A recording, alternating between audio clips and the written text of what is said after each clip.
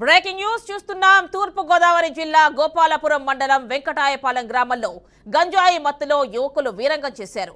రోడ్కు అడ్డంగా వాహనాలు ఎందుకు పార్కింగ్ చేస్తున్నారని ప్రశ్నించిన గ్రామ సర్పంచ్ ఇద్దరు గ్రామస్తులపై దాడి చేసి తీవ్రంగా గాయపరిచారు.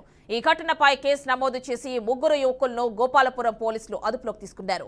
రామాలయం దగ్గర పార్కింగ్ విషయంపై గొడవ జరిగిందని, సుధాకర్ అనే వ్యక్తి 20 మంది యువకులను తీసుకొచ్చి తమపై దాడి చేయించారని సర్పంచ్ మేకా సతీష్ బాబు ఆరోపించారు.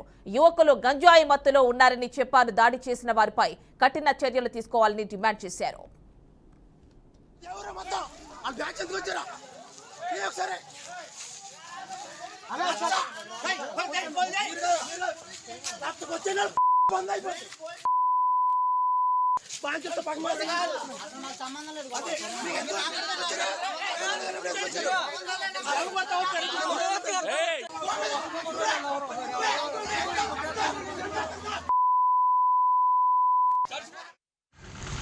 నా పేరు వడ్లమూడి సతీష్ అండి.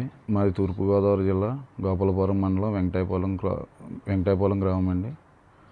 మాది ఇక్కడ రామాలయం దగ్గర సెంటర్లో పార్కింగ్ విషయమై వెలవెల సుధాకర్ గారిని వెహికల్స్ తీయమని మేము కోరటం జరిగిందండి.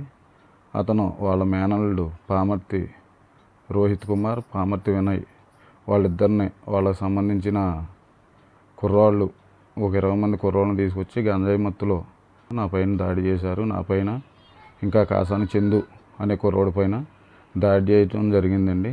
నా పైన మేకా సతీష్ గారు అని సర్పంచ్ గారి పైన, కాసాని చందు గారి పైన దాడి జరిగిందండి. నన్ను హాస్పిటల్ నుండి ఇవాళ డిశ్చార్జ్ చేశారు. నా పరిస్థితి చాలా ఆందోళనకరంగా ఉందండి.